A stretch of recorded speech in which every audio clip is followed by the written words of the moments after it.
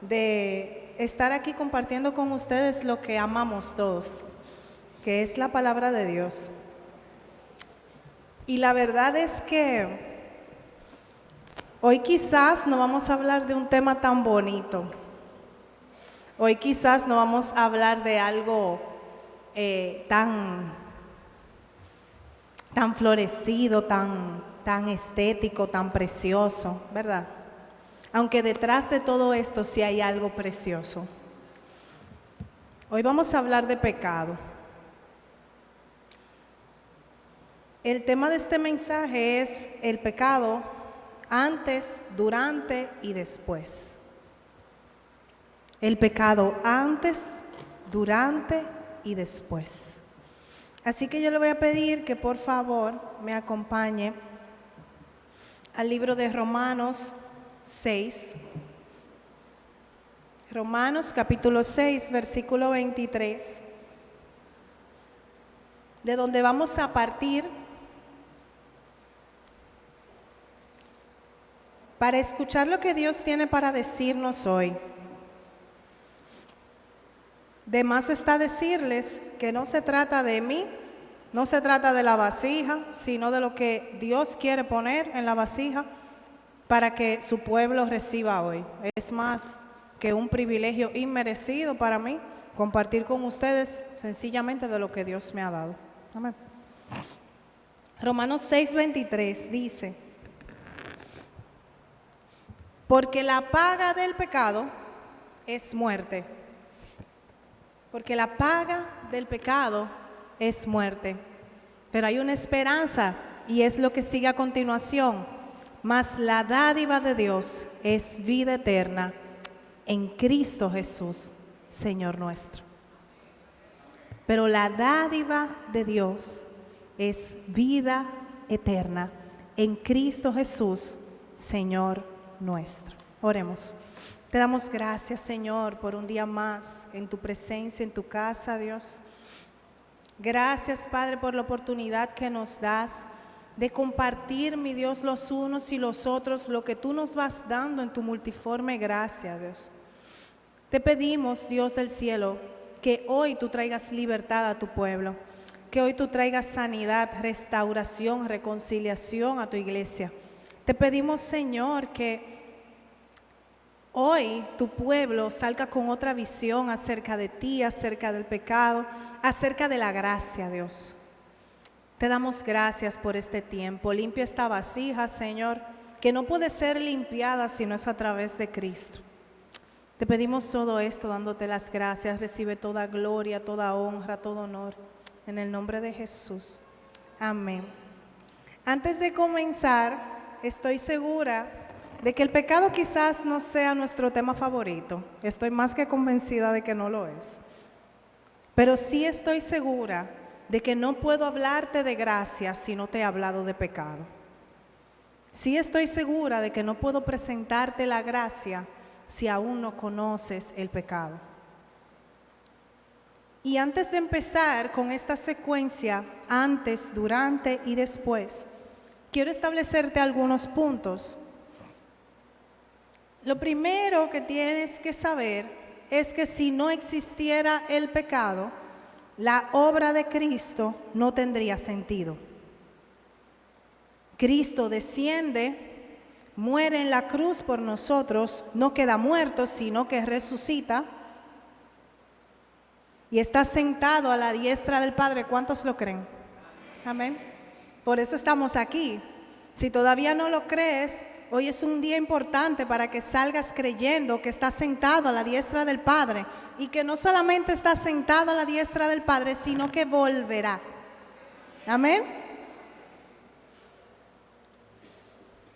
Lo segundo que quiero que establezcamos antes de hablar del proceso de pecado es que no es lo mismo ser pecador que estar en estado de pecado. No es lo mismo ser pecador que estar en estado de pecado. Vamos a establecer la diferencia.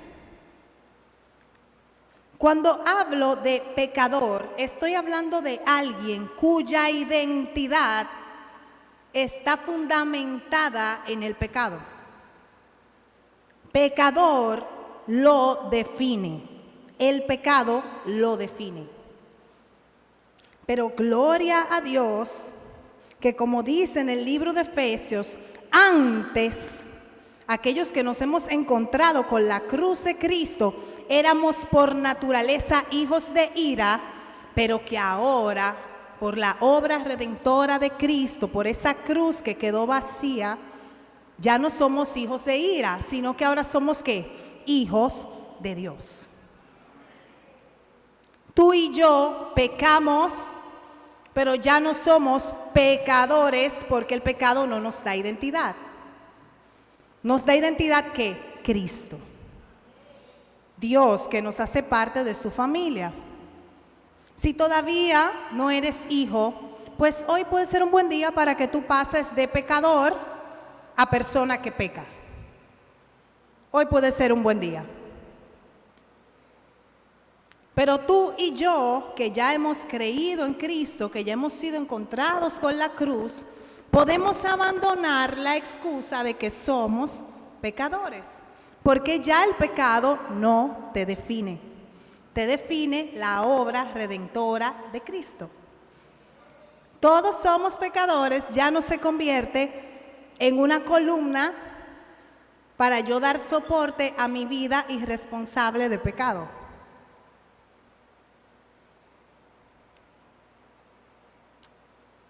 Y definitivamente no pudiéramos empezar a hablar sin definir lo que es el pecado. Desde pequeños probablemente escuchamos la siguiente definición de pecado. Pecado es todo lo que hacemos, decimos o pensamos que no le agrada a Dios. Levante la mano, ¿cuántos escucharon eso? ¿Cuántos crecieron escuchando eso? Ahora procedo a presentarte lo que la Biblia dice que es pecado. No estoy diciendo que no sea correcto. Estoy hablando de que el pecado es más que eso. La Biblia lo define muy simplemente.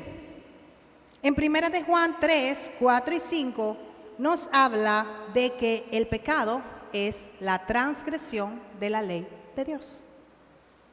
No es más de ahí. La transgresión de la ley de Dios. El pecado en ningún momento se fundamentó en lo que tú y yo podamos sentir, pensar o decir. El foco no está en nosotros. El foco está en que hay una ley que es de Dios y que tú y yo le faltamos a esa ley.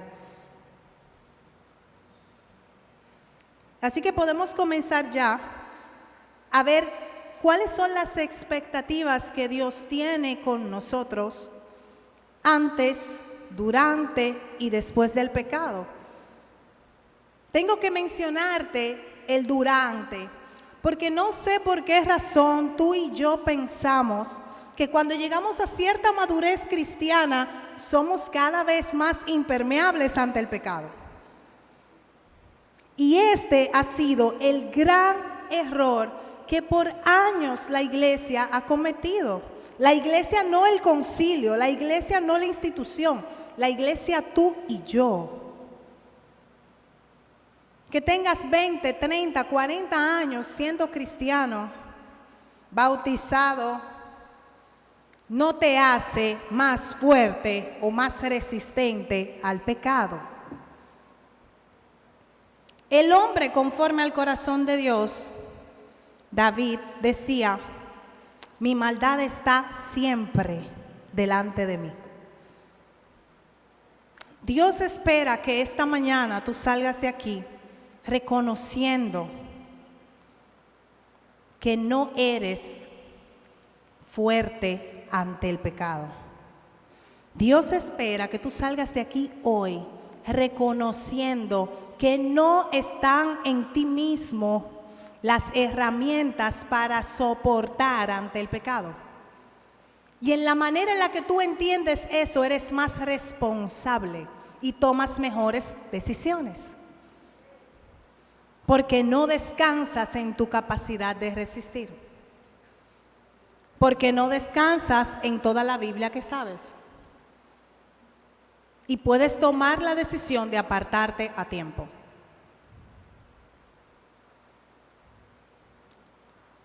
La verdad es que nosotros muchas veces cuando hablamos de pecado, luego de haber pasado de este lado, escuchamos mucho el si pecas, si algún momento llegas a caer, quiero que sepas que eso no es una ocasión esporádica. Pecas desde que te levantas hasta que te acuestas. Eso no es que va a pasar un año y quizás en un año yo pequé 2 veces. ¡Wow! ¡Qué logro! Entonces el año que viene, como ya ayuné más y lloré más, yo voy a pecar 1. Nunca fue así. Nunca fue así. La diferencia de todo esto está en que hay cosas, actitudes, acciones que tú has colocado en el cajón de mi naturaleza, mi personalidad, mi carácter, que no son tu personalidad ni tu carácter, son pecado. Y que deben ser trabajados. Ay, que yo hablo así. Ay, que yo soy así. Es que a mí no me gusta eso.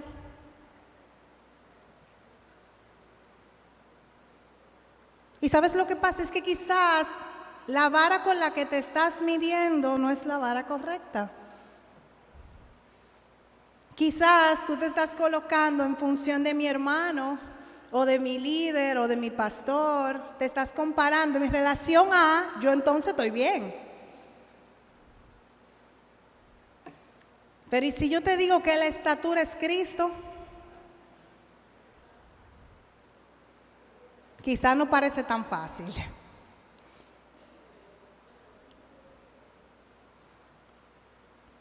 Antes del pecado debes saber algunas cosas. La diferencia entre ser pecador y estar en pecado, que ya lo definimos. Lo segundo que debes saber es que nunca dejamos de ser vulnerables ante el pecado. Y para esto me gustaría que lo viéramos un poquito a profundidad en el libro de Efesios. Acompáñenme al libro de Efesios 7.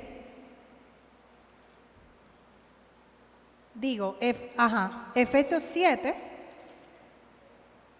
6, ¿verdad?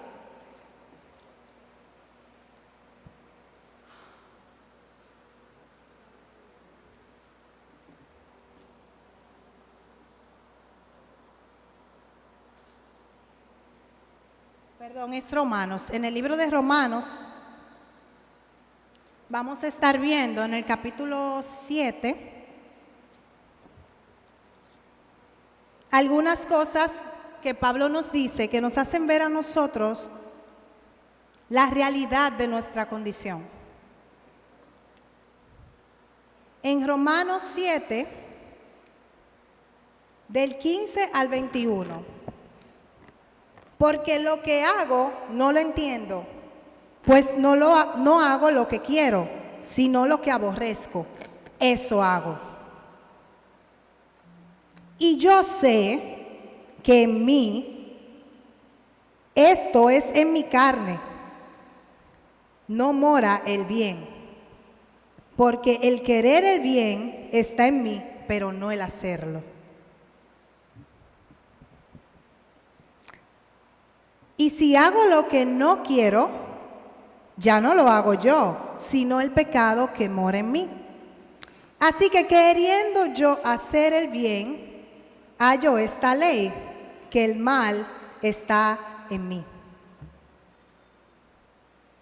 No se trata de tu buena intención. Tu buena intención no es suficiente. Tu buena intención no te aparta del pecado, ni te hace más resistente.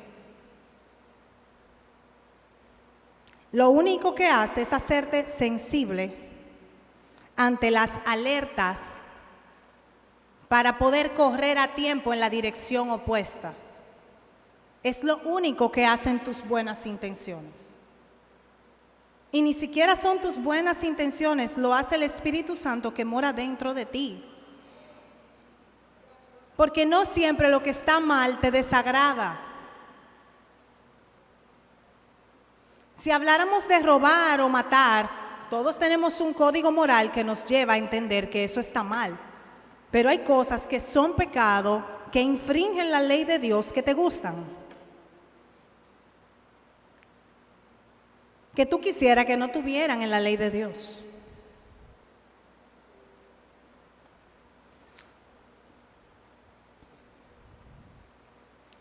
Lo tercero que debemos saber antes del pecado es a identificar el pecado. No puedo luchar contra algo que no conozco. No puedo resistir y huir de cosas que no puedo identificar lo que son.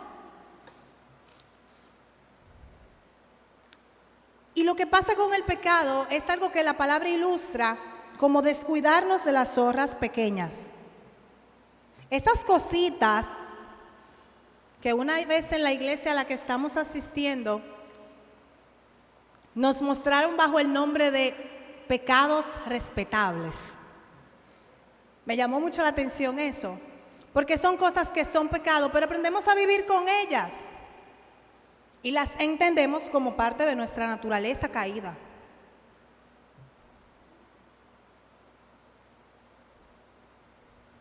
Subestimar el pecado es entender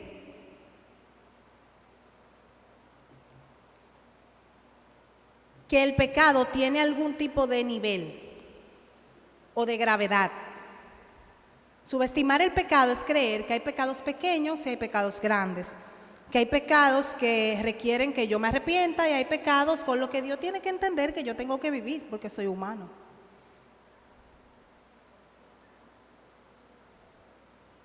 Y eso es lo que va pasando, que vamos minimizando nuestro pecado, convirtiéndolo en parte de nuestra naturaleza.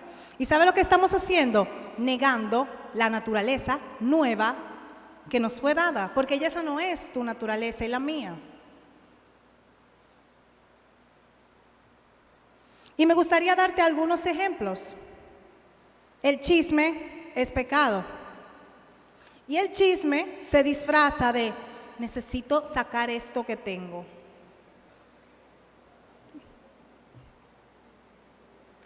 Tengo que decirte esto porque si no, explotó.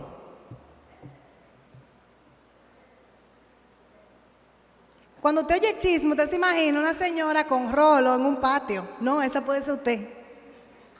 Sí. La injusticia es pecado. Si en su trabajo se está cometiendo una injusticia con una persona y usted se queda callado, usted está en pecado. Eso no es que usted es prudente. Eso es pecado. Si usted está viendo que alguien está agrediendo a otra persona o usted está en una fila de supermercado y se está cometiendo una injusticia y usted se queda callado por la paz, usted está en pecado.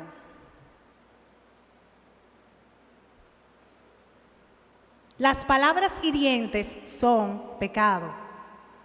Ay, es que yo digo la verdad. Por la verdad murió Cristo. Claro, la verdad es Cristo, no la que usted tiene en su boca.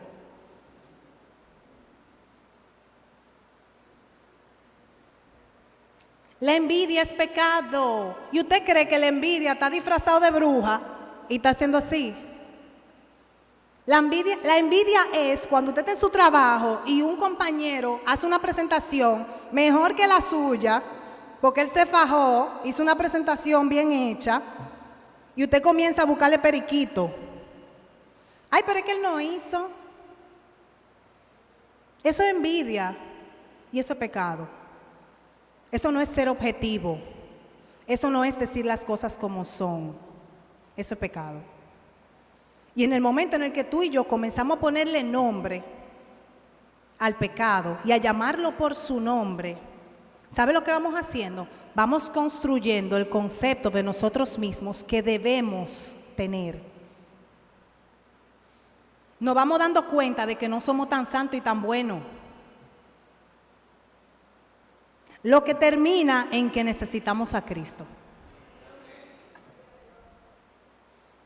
Mientras más bueno me encuentro yo, menos corro en la dirección correcta, Cristo.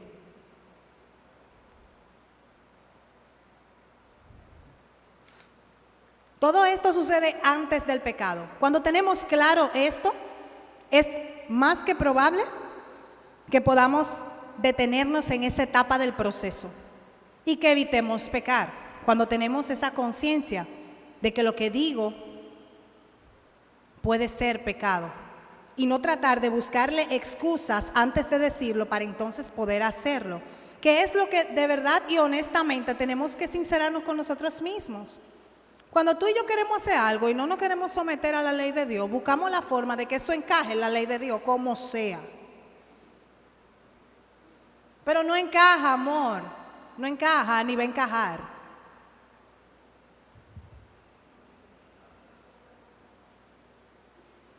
Así que lo mejor y lo más sabio es abandonarlo.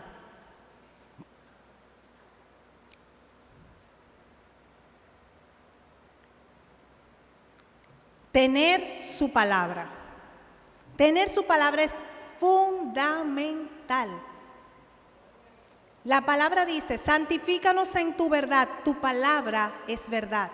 Para tú y yo ser santificados, necesitamos obligatoriamente conocer las expectativas que Dios tiene de ti y de mí. Y estas están puestas en su palabra. En el Salmo 119:9 encontramos con qué limpiará el joven su camino. ¿Con qué?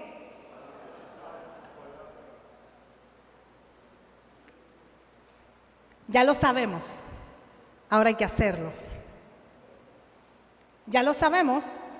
Sabemos que con lo único que podemos limpiar nuestro camino. ¿Y con qué hablamos de limpiar nuestro camino? ¿Hablamos de limpiarnos del pecado? No, porque no podemos hacerlo por nosotros mismos.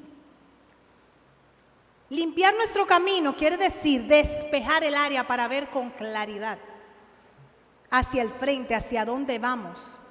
Poder detenernos en el camino, despejar el área e identificar cuál es el camino correcto para seguir.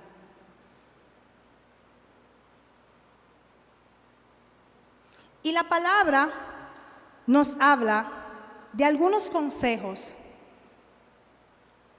que podemos ejecutar cuando estamos frente al pecado. El pecado no se ha completado, pero estamos frente al pecado. El pecado está justo delante de nosotros. Y tenemos dos opciones. O continuar o detenernos y devolvernos. Solo dos. No puedo quedarme ahí esperando que el pecado me abrace a mí. No puedo hacer eso.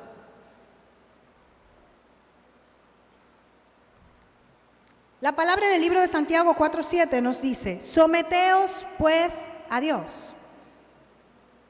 Paso número 1, deje de estar queriendo resistir al diablo si usted no se ha sometido a Dios. ¿Con qué fuerza? Resista después de que usted se someta. Porque cuando usted se somete, no está donde no debe estar. Cuando usted se somete a Dios, usted está haciendo lo que Dios quiere que usted haga. ¿Verdad?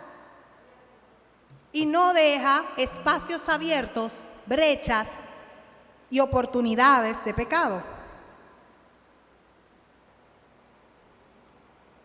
En el libro de Mateo 26:41 nos dice, velad y orad para que no entréis en tentación. Velad y orad para que no entréis en tentación. Yo sé que cuando el pecado está frente a nosotros, lo que menos usted está pensando es en orar. Yo puedo estar segura de eso. En lo que menos usted piensa es en orar. Y quizás eso sucede porque tú y yo tenemos un concepto y todo un preámbulo para orar. Tú y yo necesitamos tener una habitación trancado, con la luz, ya tú sabes, con la Biblia abierta, con par de alabanza puesta, para entonces yo entrar en comunión y orar. No se trata de eso. Todo eso está muy bien. Se trata de que tú digas, mira Señor, este es el pecado que está delante de mí. De verdad, mi carne lo quiere hacer. Pero yo sé que eso no es lo que tú quieres que yo haga. Entonces, Señor, mira, yo te entrego mi carne en este momento. Y dame la fuerza y dame las herramientas para yo poder tomar la decisión que tengo que tomar, porque no va a venir Dios a tomarla por ti. Es el detalle, que tú estás sentado esperando que Dios venga y tome la decisión de salir corriendo. No, mi amor, ya Él te dijo que salga corriendo.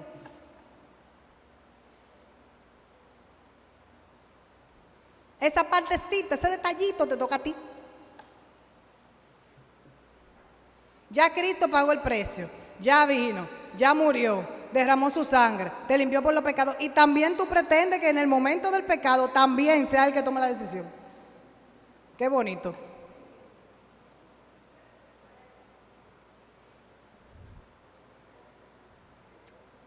En 1 de Pedro 5:8 nos hace una invitación: sed sobrios.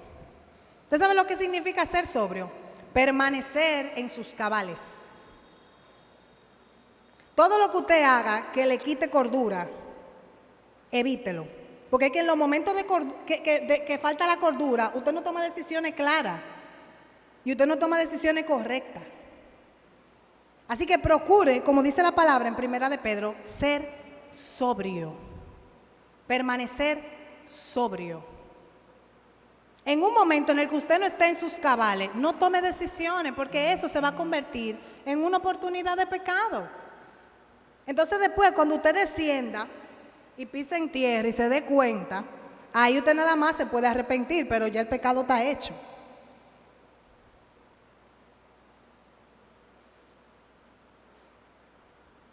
Y por último, frente a la tentación, debemos tratar de permanecer firmes. Es muy difícil. Yo no le estoy diciendo que eso sea fácil, ni que yo lo haya alcanzado todo, para nada, pero para nada. Pero por lo menos con un plan de escape podemos evitar algunas situaciones, no todas, porque no las vamos a evitar todas. La misma Biblia dice en el libro de Santiago que aquel que es capaz de refrenar su lengua es capaz de refrenar todo el cuerpo. El que haya sido capaz de refrenar su lengua, levante la mano. Ninguno, ¿verdad? Apoya. No podemos, es imposible. Lo único que podemos hacer es tratar de evitar entrar en situaciones que nos coloquen en una posición incómoda. Eso sí. Y ahora la parte que más me importa. Después del pecado. Tengo que hablarte de después del pecado, porque a lo mejor tú crees que eso está muy lejos de ti. Y eso no está lejos de ninguno de nosotros. El pecado está ahí. Está, como dice el apóstol Pablo en lo que acabamos de leer, el mal mora dentro de mí. Porque todavía, hasta que Cristo no baje como rey y se establezca su reino, todavía estamos en este cuerpo que es corrompible. Todavía tú y yo no estamos perfectamente santificados. Todavía tenemos muchísima oportunidad de caer. Y tú tienes que vivir con esa conciencia de que no es que tú estás mejor. Tú quizá tienes más herramientas, pero no es que estás en la mejor posición. O sea, no es que tú vas mejorando y que ya yo pecaba 3 veces, ahora peco 2. No, es que tú estás constantemente luchando frente al pecado. Constantemente. Y quizás este no es el panorama alentador que tú quieres escuchar, pero es la realidad. Y tú sabes lo que pasa cuando tú crees que vas a estar mejor, que cuando no logras estar completamente bien, entonces tú haces como aquel hombre que andaba conduciendo, se le pincha una goma y en lugar de arreglar la goma que le queda, comienza a pinchar las 4 gomas. Porque eso es lo que pasa con el pecado, que cuando tú caes en un área, tú te distancias tanto del corazón de Dios que tú crees que tú no tienes vuelta atrás. Y como tú crees que no tiene vuelta atrás, entonces tú dices, bueno, pues ya no vale la pena. Entonces, la mentira que yo no iba a decir, ahora yo la voy a decir. Los chelitos que yo no iba a coger, pues ahora yo lo voy a coger. Y eso se convierte en una bola de nieve de la cual tú no puedes salir. Y que después, mientras más pasa el tiempo y tú le vas añadiendo pecados a esa lista, tú sientes que es imposible volver a la posición anterior. Pero hoy yo necesito que tú salgas de aquí sabiendo que hay una esperanza para ti. ¿Tú sabes por qué hay una esperanza para ti? Porque nunca se trató de lo bien que tú te portes. Nunca se trató de eso. Se trata de la gracia. Se trata de Cristo. Porque el que se portó bien fue Cristo, no tú. Y nuestra gloria tiene que ser que Dios no nos mira a través de lo bien o mal que tú y yo nos portemos, sino que nos mira a través del sacrificio excelentísimo de Cristo. Y es por esto que cuando tú y yo caemos, faltamos, transgredimos la ley de Dios, Dios en su palabra, la misericordia de Dios es tan grande que hasta Él mismo nos da la solución a un problema que es nuestro y que provocamos nosotros. En 2 de Crónicas 7:14 encontramos un versículo que por mucho tiempo fue el lema de nuestra iglesia. Si se humillare mi pueblo e invocare mi nombre y buscare mi rostro, entonces yo oiré desde los cielos, perdonaré sus pecados y sanaré su tierra. Paso número 1, humillarse. Reconocer que no lo hiciste bien. Reconocer que no tenías razón. Que te fuiste por ahí, que Dios te dijo que no te fuera y que te fue mal. Y no es delante de los hombres, porque no se trata de tú allantarnos a nosotros, al cuerpo de Cristo. Es tú sentarte delante de Dios y tú decir, ¿tú sabes qué, Señor? Yo estoy segura de que tú me dijiste que eso no era y yo lo hice. Comienza a verbalizar lo que usted hizo mal delante de Dios. Porque mientras usted sigue orando, Señor, perdóname si te he fallado. ¿Cómo si te he fallado? ¿Usted sabe que él falló? Comienza a verbalizar lo que usted hizo mal. No se trata de decir, Señor, perdóname, porque si yo en algún momento, no, usted sabe que ese algún momento tiene hora, tiene fecha y tiene persona. Vamos a empezar a humillarnos delante de Dios y a ser sinceros delante de Dios. Porque no importa que también la iglesia crea que tú te portas, al final el único que tiene un estándar de santidad con el que te puede medir es Dios. Porque el único que 3 veces santo es Dios. Y solamente el que es 3 veces santo, santo el Padre, santo el Hijo, santo el Espíritu, es el que puede determinar si tú eres santo o no. Contrario a lo que quiere nuestra carne, luego de humillarnos, Dios espera que le busquemos. Nuestra carne, después de que fallamos, no quiere buscar a Dios. No está esperando que eso va a surgir naturalmente, no va a pasar. Oblíguese y diga como el salmista, alma mía, tú le tienes que alabar. Es que no es si tú quieres.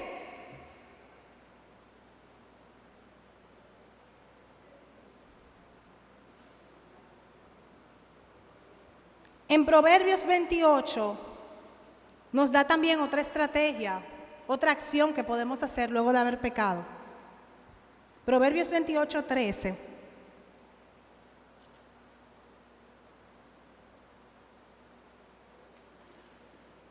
Nos dice lo siguiente: el que encubre sus pecados no prosperará, mas el que confiesa y se aparta alcanzará misericordia. Admite que lo hiciste mal y vuelve atrás. Arrepentirte no es sentirte mal por lo que tú hiciste, porque de eso estamos cansados. Me siento tan mal, doy una lloradita y para adelante. Arrepentirse quiere decir cambiar de dirección.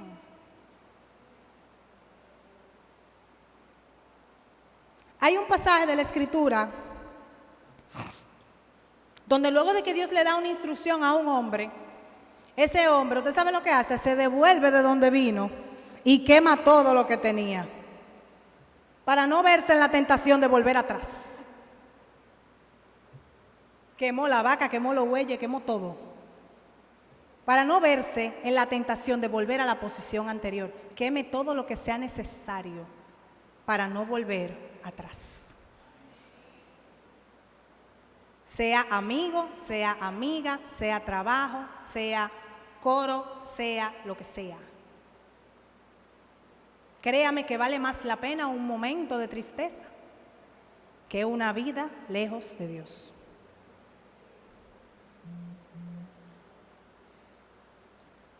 Y por último, ya termino. Todo esto del pecado nos parece una tarea imposible. Y quizás salgamos de aquí diciendo, wow, soy tan malo, nunca podré.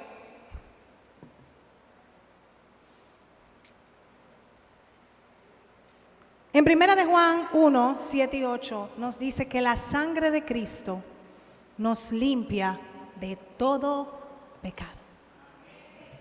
Dios tiene una respuesta para nuestro pecado, amén. Dios ya nos dio la respuesta a nuestro pecado. No dice que la sangre de Cristo eventualmente nos va a limpiar, ni que nos limpió antes. Dice, la sangre de Cristo nos limpia de todo pecado. Nos limpió ayer, nos limpiará mañana y nos limpia hoy. Es que la sangre de Cristo no es poca cosa. La sangre de Cristo tiene la capacidad de limpiarnos antes, durante y después. Y a eso es que Dios está apelando. Dios no está apelando a tu capacidad de resistir. Y hoy yo necesito que si tú has luchado tanto tiempo por permanecer limpio, hoy tú descanses en la gracia de Dios. Hoy tú descanses en que no depende de ti. Hoy tú salgas de aquí descansado con un peso menos en los hombros.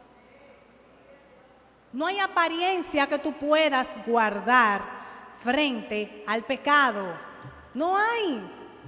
Tú necesitas a Cristo y necesitas su sangre para limpiarte. No eres capaz de limpiarte por ti mismo. Y eso tú tienes que entenderlo.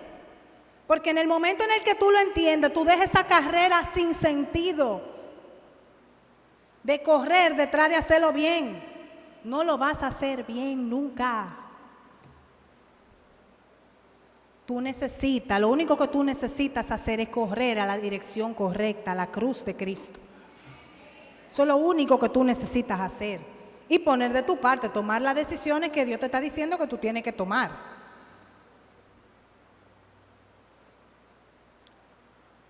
Por último, yo no quiero dejar este lugar sin que tú entiendas que así como nos dice en Efesios 2:3, que antes por naturaleza éramos hijos de ira, dice una palabra que es la que yo puedo atesorar. Lo mismo que los demás. Antes éramos hijos de ira y ustedes eran hijos de ira, lo mismo que los demás. El otro no está luchando menos que tú. Tu hermano que te falló, que te ofendió, no está luchando menos que tú. El hermano que está a tu lado, que quizás no se comporta como tú entiendes que se tiene que comportar, también tiene sus luchas. Y que tu pecado no se vea y que su pecado se vea, no te hace mejor. Ni te hace más santo, ni te hace estar más lejos. Así que hoy yo quiero que tú te vayas con la conciencia de que no depende de ti, de que no tienes la capacidad de resistir al pecado y de que tú necesitas a Cristo y que esa misericordia que Dios tiene contigo, Dios está esperando que tú la tengas con tu hermano. Y que ese perdón que está disponible para ti, también tú lo tengas disponible para tu hermano. Así que si hoy tú has identificado, Señor, yo no he sido humilde, yo no he reconocido mis faltas. Si quizás te has dado cuenta de que permaneces viviendo bajo la naturaleza de pecado que ya Cristo cambió, que si quizás estás demandando mucho de tu hermano o de tu hermana, sin pensar en que él también tiene luchas, hoy es un buen día para enderezar el camino. Hoy es un buen día para cambiar de rumbo. En la medida en que transformamos nuestro entendimiento, podemos cumplir la voluntad de Dios. Si tú todavía no has entendido, Señor, mira, yo todavía no sé qué hacer con este pecado que me sobrepasa. Hoy es un buen día para tú entregarlo a los pies de Cristo. Hoy es un buen día para cambiar de condición, para cambiar de pecador a persona imperfecta en reparación. Así que cierra tus ojos ahí donde estás y con toda sinceridad, preséntate delante de Dios tal y como eres.